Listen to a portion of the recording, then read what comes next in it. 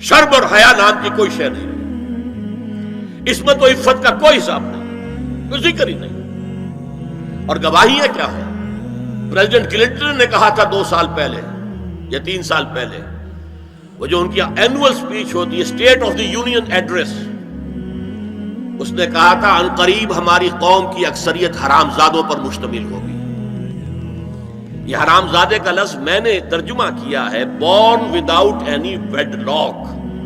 ایک تو ہوتا ہے ایک مرد اور عورت کی شادی ہوئی ہے، نکاح ہوا ہے، پھیرے پڑے، کچھ بھی ہوا ہے، لیکن اعلانیہ طور پر وہ اب شوہر اور بیوی کی حیثیت سے ہے، تو ان کی اولاد ہو رہی ہے، جائز اولاد ہے۔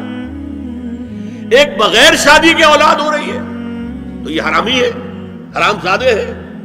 انہوں نے کہا کہ ہماری قوم کی اکثریت حرام زادوں پر مشتمل ہوگی۔ ہومو سیکسولیٹی، لیسبینز، گیز، اور بالکل ڈکلیئر کرتے ہیں، پادری ڈکلیئر کرتا میں گے ہوں، سینیٹر ڈکلیئر کرتا میں گے ہوں، انہیں کوئی شرم ہی نہیں، اس کے اندر کوئی حجاب نہیں، اعتراف کرنے کے اندر کہیں بھی کسی طرح کی رکاوٹ نہیں، ہچکچاہٹ ہی نہیں۔ یہ جس کو کہا جائے گا پرمیسیو ہیڈونزم، جنسی لذت ہر طریقے سے حاصل کی جا سکتی ہے۔ زنا بالرضا ہو تو کوئی جرم ہے ہی نہیں، ہاں زنا بالجبر ہو تو جرم ہے، بالرضا ہو کوئی جرم نہیں، جرم ہے ہی نہیں سرے سے۔ ساری اخلاقی اقدار کو اس طریقے سے انہوں نے ملیا میٹ کر دیا ہے۔ البتہ ابھی یہ تیسرا معاملہ کچھ عالم اسلام کی حد تک ابھی پورا ان کا پروگرام مکمل نہیں ہو سکا۔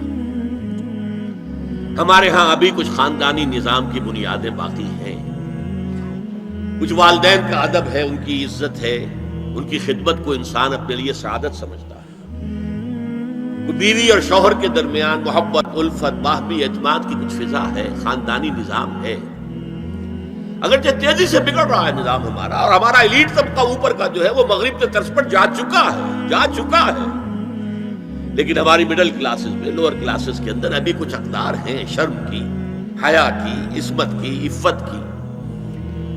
آپ پورا زوردار طریقے پر مہم چلا رہے ہیں کہ مسلمان ممالک سے بھی یہ ساری اقدار ختم کر دی جائے۔ چنانچہ نوٹ کیجئے، قرآن مجید میں 2 جگہ پر اللہ تعالیٰ نے اہل مکہ کو وارن کیا تھا۔ اولم یروا انا ناتی الارض ننقصها من اطرافها، کیا یہ قریش دیکھ نہیں رہے کہ ہم رفتہ رفتہ ان کی طرف بڑھ رہے ہیں، چاروں طرف سے ان کے گرد ہمارا گھیرا تنگ ہوتا جا رہا ہے، ان کے گرد جو قبائل آباد ہیں وہ ہمارے حلیف بنتے جا رہے ہیں۔ یہ سورہ رات کی آیت ہے، اور اسی طرح سورہ انبیاء میں ہے افلا یرون انا ناتی الارض ننقصها من اطرافها۔ تو اسلام گھیرا تنگ کر رہا تھا رفتہ رفتہ کفار مکہ کے گرد۔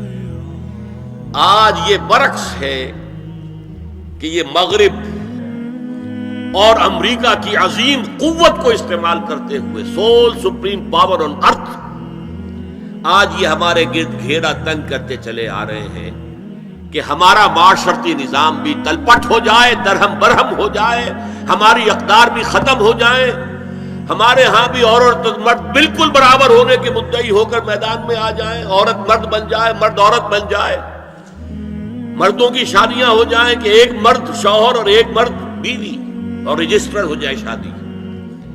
لیسبینز کی شادیاں ہو جائیں کہ ایک عورت شوہر، ایک عورت بیوی، اور رجسٹر ہو جائے شادی۔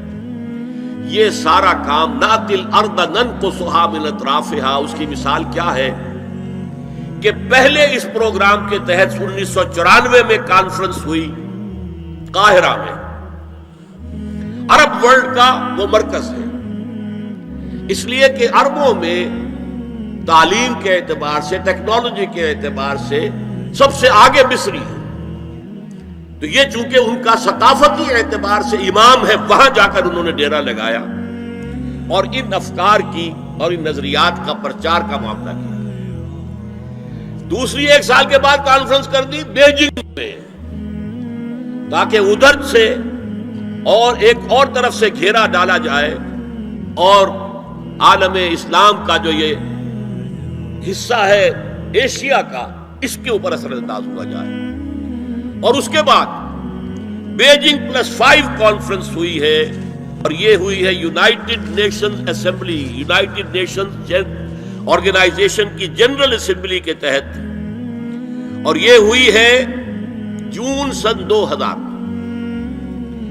اب اس میں جو بھی ایک پرچہ تیار کیا گیا تھا ایجنڈے کے طور پر، اس میں جو سفارشات تھی وہ میں آپ کو بتا رہا ہوں۔ امپیکٹ ایک رسالہ نکلتا ہے لندن سے، اس سے میں نے یہ چیزیں لی تھی، اور انگریزی ہی میں ہم نے ایک دفعہ بڑی تعداد میں اس کو شائع کر کے تقسیم بھی کیا تھا، لیکن اس وقت میں صرف آپ کو یہ بتا رہا ہوں کیا فیصلے تھے، کیا کرنا ہے۔ نام اس کا کیا تھا کانفرنس کا؟ Women 2000 gender equality development and peace for the 21st century. Preparatory document میں نمبر 1 ہومو سیکسولیٹی کو نارمل سیکسول اورینٹیشن قرار دیا جائے، کوئی جرم نہیں ہے۔ مرد مرد سے شہوت رانی کرے، عمل قوم لوط، یہ کوئی جرم نہیں، کوئی حرام نہیں، کوئی بری شے نہیں، نارمل اورینٹیشن ہے، یہ مزاج ہے۔ ایک شخص جو ہے عورت سے اپنی خواہش پوری کرنا چاہتا ہے، ایک مرد سے کرنا چاہتا ہے، تمہیں کیا اعتراض ہے؟ ہومو سیکسول میرجز کو تسلیم کیا جائے، جو اب تسلیم ہو رہا ہے۔ یورپ کی کئی ریاستوں میں رجسٹریشن شروع ہو چکی ہے، امریکہ کی، یورپ میں تو پہلے سے ہے، اسکینڈینیوین ملکوں میں پہلے سے موجود ہے۔ نمبر 3، عورتیں گھر کا کام کاج کرنے سے انکار کر دیں یا اس پر ویج طلب کریں، مزدوری دو ہمیں، محنت دو تب ہم کام کریں۔ یہ چولہا جھونکنا، یہ روٹی پکانا، برتن دھونا، یہ اس کے لیے ہمیں اجرت چاہیے، لیبر۔ نمبر 4، عورتیں حمل اور وضع حمل کی جو تکلیف برداشت کریں اس پر بھی شوہر سے اجرت لیں۔ نمبر 5، اگر کسی وقت کسی عورت کی طبیعت آمادہ نہ ہو ہم بستری کے لیے اور شوہر مجبور کرے تو اسے میریٹل ریپ قرار دیا جائے، یہ زنا بالجبر ہوگا جس کی سزا دی گئی۔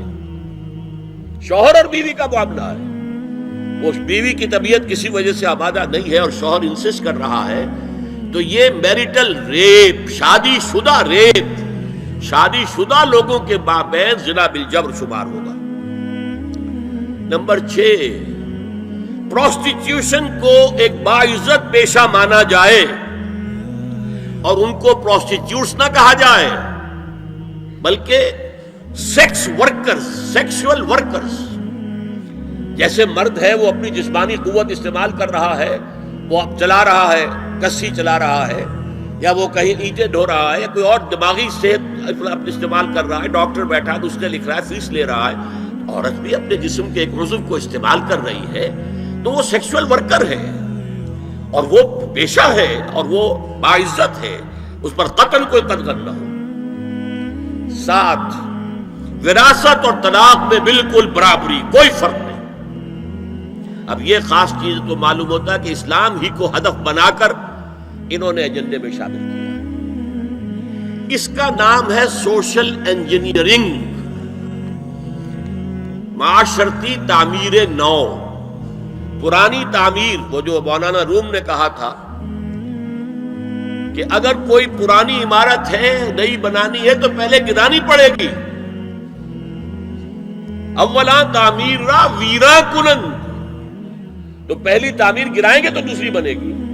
لہذا یہ سارا سٹرکچر جو ہے سوشل، یہ ختم کر کے یہ نئی سوشل انجینئرنگ ہے جو ہمیں کرنی ہے، اور اس کا سب سے بڑا ٹارگٹ عالم اسلام۔